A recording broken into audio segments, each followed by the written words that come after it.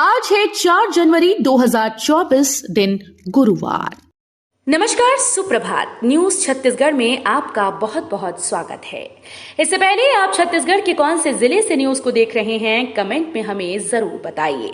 साथ ही daily update रहने के लिए चैनल को सब्सक्राइब जरूर करें। छात्रवृत्ति के लिए ऑनलाइन आवेदन की बड़ी तिथि, अब इस तारीख तक कर सकते हैं अप्लाई। छत्तीसगढ़ के छात्र छात्रों के लिए खबर है, पोस्ट मैट्रिक छात्रवृत्ति के लिए ऑनलाइन आवेदन करने की तारीख बढ़ा दी गई। सत्र 2023-24 के लिए अनुसूचित जनजाति, अनुसूचित जाति और अन्य पिछड़ा वर्ग के लिए पोस्ट मैट्रिक छात्रवृत्ति योजना के लिए ऑनलाइन आवेदन करने की तारीख बढ़ा दी गई है। स्टूडेंट्स अब 15 जनवरी तक पोस्ट मैट्रिक छात्रवृत्ति के लिए ऑनलाइन आवेदन कर सकते हैं। छत्तीसगढ़ में इस दिन नहीं मिलेगी शराब, बंद रहेंगी मांस की दुकानें। आगामी 22 जनवरी को अयोध्या में भगवान श्री राम लला की प्राण प्रतिष्ठा होने वाली है, जिसे लेकर भगवान श्री राम के ननिहाल यानी छत्तीसगढ़ में भी उत्साह और उमंग बरकरार है। 22 जनवरी को एक बार फिर से दीपावली का नजारा छत्तीसगढ़ में देखने को मिलेगा। घरों में दीपावली की तरह दीप भी जलाए जाएंगे। वहीं छत्तीसगढ़ में 22 जनवरी को शुष्क दिवस घोषित कर दिया गया। छत्तीसगढ़ के मुख्यमंत्री विष्णुदेव साय ने श्री रामलला की प्राण प्रतिष्ठा समारोह को लेकर बड़ी घोषणा की, जिसके अनुसार इस प्रदेश में 22 जनवरी को शुष्क दिवस रहेगा। हसदेव अरण्य को बचाने के लिए सेव हसदेव के लोगों ने राष्ट्रपति के नाम दिया ज्ञापन, जताया विरोध। हसदेव अरण्य के पर्यावरण को बचाने के लिए कोरबा में मानव श्रृंखला आयोजित की गई। वहीं साथ ही कोरबा कलेक्टर ने इस दौरान राष्ट्रपति के नाम से एक ज्ञापन सौंपा।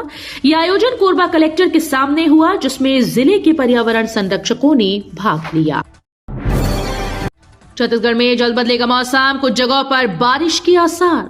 दक्षिण पूर्व दिशा से आने वाली हवा की गति बढ़ने के कारण अगले 3 दिनों तक रात का तापमान 2 से 3 डिग्री बढ़ने का अनुमान है।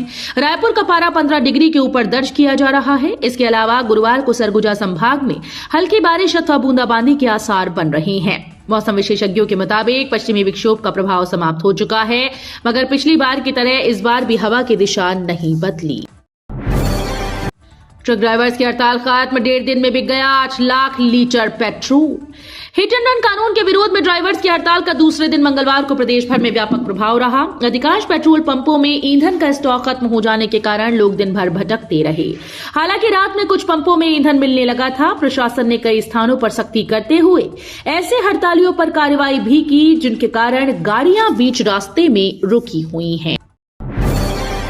सीएम साय की कैबिनेट बैठक खत्म, सीजीपीएससी घोटाले की जांच, मुफ्त राशन समेत इन पर लगी मुहर। छत्तीसगढ़ में बुधवार को सीएम विष्णुदेव साय की अध्यक्षता में कैबिनेट की बैठक हुई। मंत्रिमंडल विस्तार के बाद साय कैबिनेट की ये पहली बैठक है, जिसमें सीएम समेत सभी 12 मंत्री मौजूद रहे। डिप्टी सीएम अरुण साव ने कहा कि पीएससी भर्ती में हुए कथित घोटाले की जांच अब सीबीआई करेगी। इसी के साथ मुफ्त राशन वितरण को लेकर भी सरकार ने बड़ा फैसला लिया। छत्तीसगढ़ में फिर बढ़ रहा कोरोना, जाने 24 घंटे में सामने आए कितने नए केस। देश में एक बार फिर से कोरोना के मामले बढ़ते जा रहे हैं। देश के कई हिस्सों से हर रोज कोविड के नए केस सामने आ रहे हैं। कोरोना के बढ़ते केस का असर अब छत्तीसगढ़ में भी देखने को मिल रहा है। बता दें कि छत्तीसगढ़ में बीते 24 घंटे में कोरोना के 27 नए मामले सामने आए। छत्तीसगढ़ के रायगढ़ से सबसे ज्यादा कोरोना के केस सामने आए हैं। पीआरएसयू का सर्वर डाउन, वार्षिक परीक्षा फॉर्म भरने के लिए भटक रहे छात्र। पंडित रविशंकर शुक्ल विश्वविद्यालय के बीए, बीएससी, बीकॉम समेत अन्य कक्षाओं की वार्षिक परीक्षाओं के लिए ऑनलाइन आवेदन प्रक्रिया चल रही है। सर्वर डाउन रहने के कारण छात्र फॉर्म भरने के लिए इधर उधर भटक रहे हैं। वार्षिक परीक्षाओं के लिए फॉर्म भरने की प्रक्रिया 15 दिसंबर से शुरू हुई थी। 20 दिन के बाद अभी तक लगभग 80,000 छात्रों ने फॉर्म भर लिया है। मलखंभ में छत्तीसगढ़ के 3 खिलाड़ी दिखाएंगे दमखम, पीएम मोदी करेंगे उद्घाटन। केंद्र शासित प्रदेश दमनदीव के दीव जिले में देश का पहला मल्टी स्पोर्ट्स प्रतियोगिता दीव बीच गेम्स 2024 का आयोजन किया जा रहा है। ये प्रतियोगिता 4 जनवरी से 11 जनवरी तक होगी। इसमें जांजगीर चांपा जिले के 3 खिलाड़ियों का मल्लखंभ प्रतियोगिता में चयन हुआ। इस खेल के उद्घाटन प्रधानमंत्री नरेंद्र मोदी वर्चुअली करेंगे। पूर्व सीएम बघेल को छोड़ना होगा मुख्यमंत्री निवास, नए मंत्रियों को मिला सरकारी बंगला। छत्तीसगढ़ में नई सरकार गठन के बाद काफी समय से मंत्रियों को बंगलों के आवंटन का इंतजार था, लेकिन अब फाइनली मंत्रियों को बंगलों का आवंटन हो गया है। पूर्व मुख्यमंत्री भूपेश बघेल को अब मुख्यमंत्री निवास छोड़ना पड़ेगा। उनको दूसरा बंगला आवंटन किया गया है। इसके साथ पूर्व मुख्यमंत्री और वर्तमान विधानसभा अध्यक्ष डॉक्टर रमन सिंह को भी नया सरकारी बंगला आवंटन कर दिया गया है। छत्तीसगढ़ के सभी 11 लोकसभा क्षेत्रों में आईआईटी की तर्ज पर शुरू होंगे छत्तीसगढ़ इंस्टीट्यूट ऑफ टेक्नोलॉजी।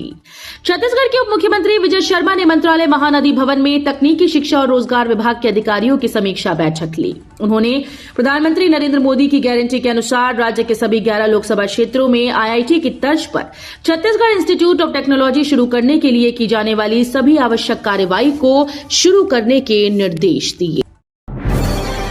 हाथियों के दल ने नेशनल हाईवे किया बाधित, वाहनों की लगी लंबी कतार। छत्तीसगढ़ के अंबिकापुर शहर सीमा से लगे बधिया चुआ गंजा डांड लाल माटी क्षेत्र में पिछले 5 दिनों से विचरण कर रहे हाथियों के समूह में हाथियों की संख्या 27 नहीं बल्कि 33 है। यह खुलासा सरगुजा वन मंडलाधिकारी टी शेखर ने कल ड्रोन की मदद से हाथियों की संख्या जानने के बाद किया। बड़ी संख्या में हाथियों के शहर के समीप मौजूदगी को लेकर वन विभाग ने हाथियों को जंगल क्षेत्र में सीमित रखने और उन्हें जंगल के रास्ते से उनके आने वाले मार्ग से ही वापस लौटाने हेतु पूरी ताकत झोंक दी है। रायपुर के गोंडवाना महोत्सव में बन रहा अयोध्या के राम मंदिर का 38 फीट ऊंचा प्रतिरूप। अयोध्या में राम मंदिर में रामलला की प्राण प्रतिष्ठा के लिए कुछ ही दिन शेष हैं। इसके लिए तैयारियां तेजी से चल रही हैं। इधर अयोध्या में चल रही श्री राम मंदिर की प्राण प्रतिष्ठा की तैयारियों के बीच प्रभु श्री राम के ननिहाल छत्तीसगढ़ में भी उल्लास चरम सीमा पर है। वहीं रायपुर के बीटीआई ग्राउंड में भी राम मंदिर की तर्ज पर मेले की सजावट की जा रही है।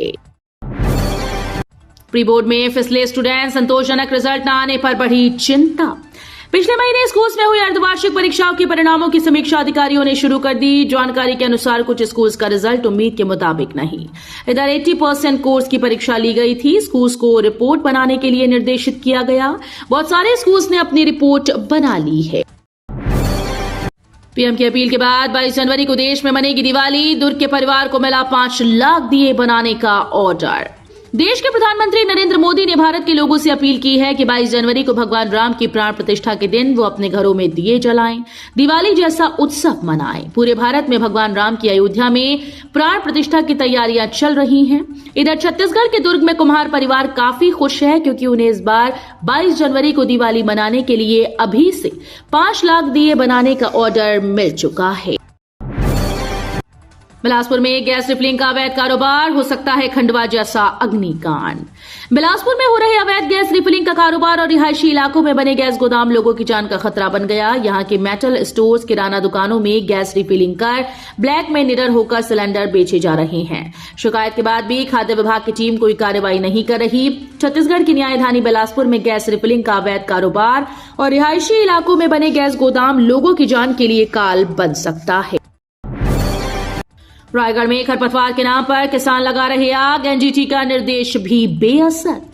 पर्यावरण प्रदूषण को लेकर एनजीटी द्वारा दी गई सख्त हिदायत भी रायगढ़ जिले में बेअसर है। यहां इसका पालन कराने वाला कोई नहीं। हालात ये है कि रायगढ़ में किसान बेखौफ खेतों में आग लगा रहे हैं। दरअसल खरपतवार नष्ट करने के नाम पर लगाई गई आग में उसके साथ खेतों में मौजूद सूक्ष्म पोषक तत्व भी खत्म हो जाते हैं। बिना मापदंड के संचालित हो रहे ओम नर्सिंग होम अस्पताल को निगम ने किया सील। सरकंडा क्षेत्र में मुख्य मार्ग के किनारे बिना वाहन पार्किंग से संचालित होने वाले ओम नर्सिंग होम को नगर निगम के अधिकारियों ने सील कर दिया। जांच में जानकारी मिली कि अस्पताल का निर्माण भी अनियमित रूप से कराया गया। साथ ही प्रबंधन द्वारा नर्सिंग होम एक्ट का खुलेआम उल्लंघन किया जा रहा था। सीएमएचओ और निगम की टीम ने कार्रवाई की। अस्पताल में पार्किंग न होने के कारण सड़क पर जाम लग जाता था।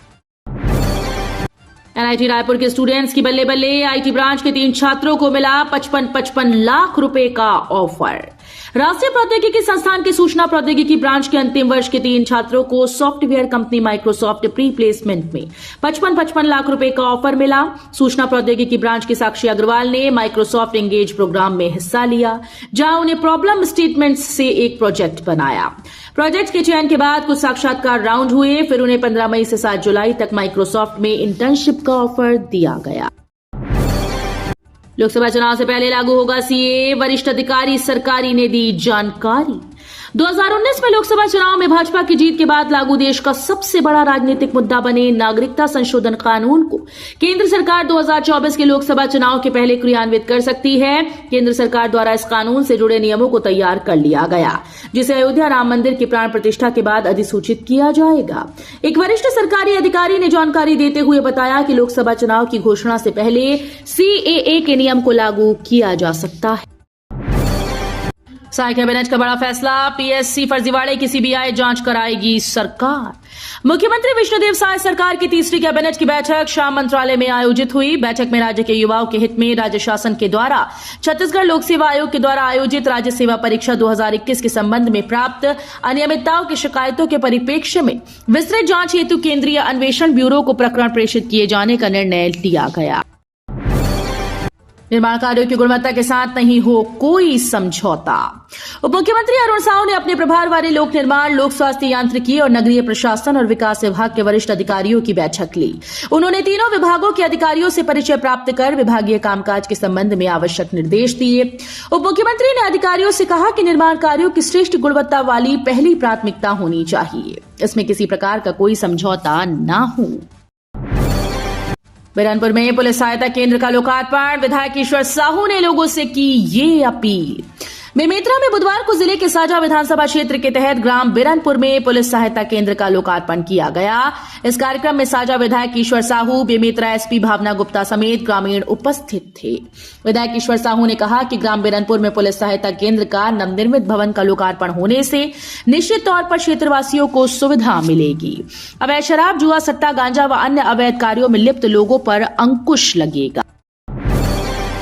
रेलवे लाइन पर अंडरब्रिज न बनने पर ग्रामीणों ने किया हंगामा, काम बंद कर दिया ये अल्टीमेटम। छत्तीसगढ़ में पूर्व पश्चिम रेल कॉरिडोर पेंड्रा रोड से गेवरा रोड रेलवे लाइन पर बन रहे रेलवे ट्रैक पर ग्रामीणों की आवाजाही के लिए अंडरब्रिज निर्माण के लिए ग्रामीणों ने काम बंद हड़ताल किया।